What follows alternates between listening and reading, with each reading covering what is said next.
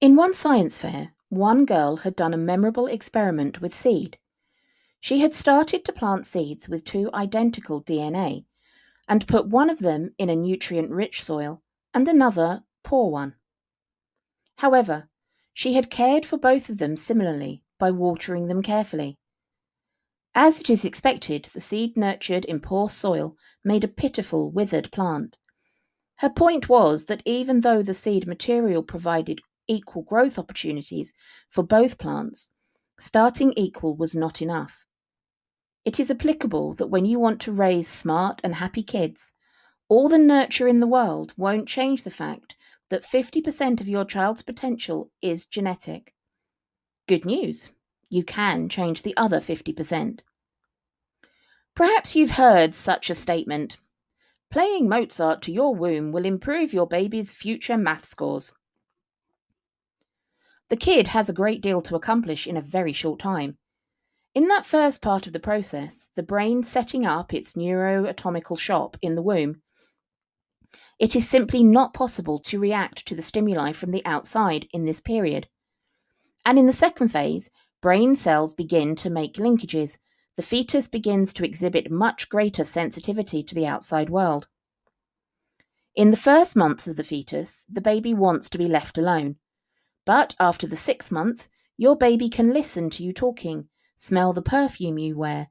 She can detect the garlic on the pizza you just ate. Unlike Mozart myth, there are certain behaviours proven to aid the brain development within the womb. Weight. The fuel of food helps to grow a larger baby. Between 4 months and birth, the fetus becomes almost ridiculously sensitive to the amount and the type of food you consume. Your baby's IQ is a function of her brain volume. Brain volume is related to birth weight, which means that, to a point, larger babies are smarter babies. Nutrition. So far, only 2 supplements have enough data behind them to influence brain development in utero. One is the folic acid taken around conception, the other, omega-3 fatty acids. Omega-3s are critical components of the membranes that make up a neuron. They don't function very well without it. Stress. If you are severely stressed during pregnancy, it can change the temperament of your child. Infants become more irritable, less consolable. It can lower your baby's IQ, inhibit your baby's future motor skills, attentional states, and ability to concentrate, and can damage your baby's stress response system. Exercise. Women who exercise regularly have a much easier time giving birth than obese women. Moderate exercise leads to less pain during birth.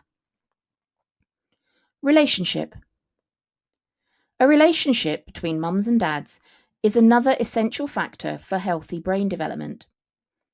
After 6 months, the baby becomes sensitive to outside stimuli in the womb.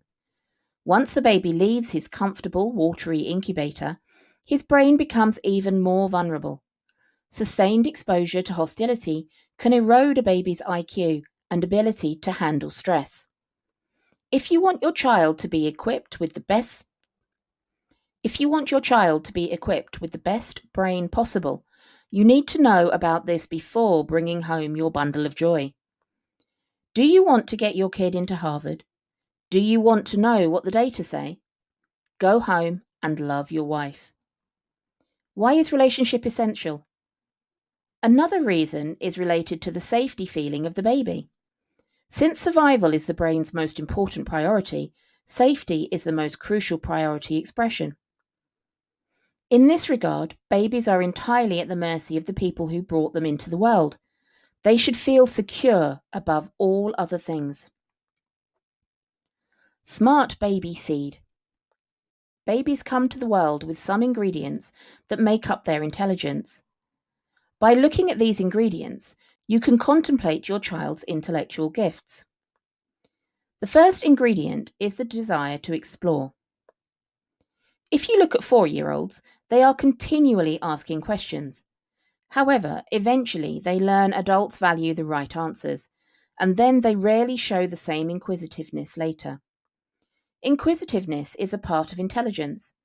As a parent, you can encourage your child's natural desire to explore, starting with understanding how inquisitiveness contributes to your child's intellectual success. The second ingredient is self-control. Self-control donates the ability to postpone the short gratification for the long-term goal. It is also called executive function. The executive function also relies on a child's ability to filter out distracting thoughts and allow the brain to stay on task. Creativity is another part of intelligence. It is the ability to perceive new relationships between old things, to conjure up ideas or things or whatever that does not currently exist, and it involves a healthy dose of risk-taking. Verbal communication makes up another important part of baby intelligence. Human learning in its most native state is primarily a relational exercise. Intelligence is developed in the arms of warm, loving people. You can rewire a child's brain through exposure to relationships. You can determine a child's intelligence level by observing his ability to decode non-verbal communication. Babies love to gaze at human faces. Mum's is best of all, but they prefer any human face over any monkey face, llama face, cat face, or dog face. What are they looking for in a face? Emotional information. Are you happy, sad, threatened? Smart baby soil. After knowing the seeds, it makes sense to formulate a fertilizer. Safety is the first and foremost precondition of all fertilizers. When the brain's safety needs are met, its neurons will moonlight in algebra classes. When safety needs are not met, algebra goes out of the window. The fertilizer for the seeds. 1. Breastfeeding is a brain booster. Breast milk is the nutritional equivalent of a magic bullet for a developing baby. It has essential salts and even more critical vitamins. 2. Talk to your baby a lot.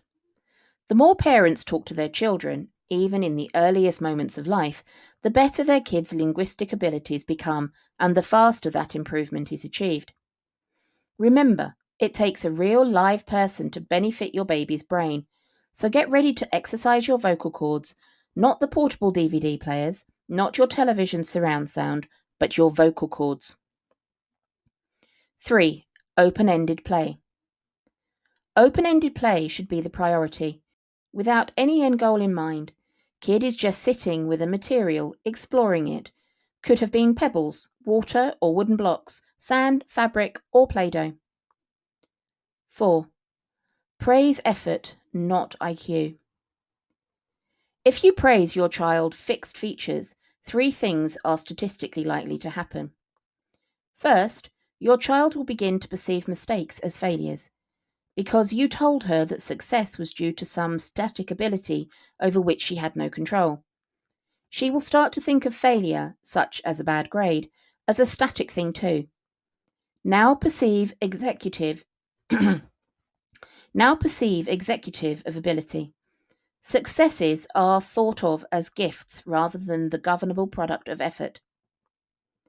Second, perhaps as a reaction to the first, she will become more concerned with looking smart than actually learning something.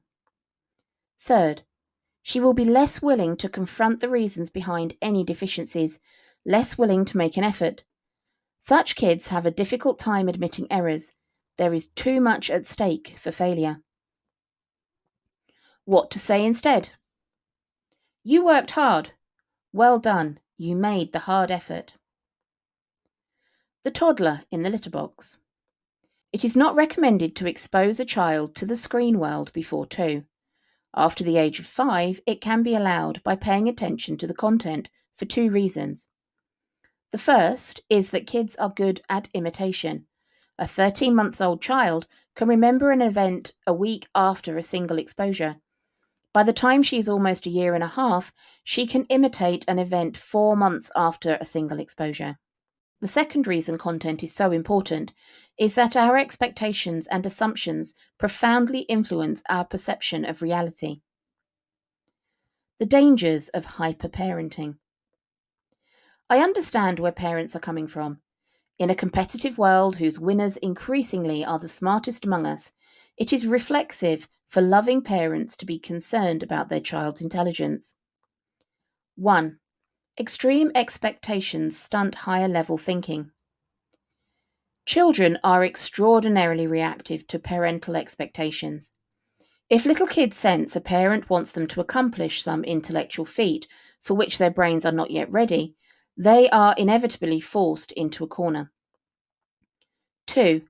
Pressure can extinguish curiosity.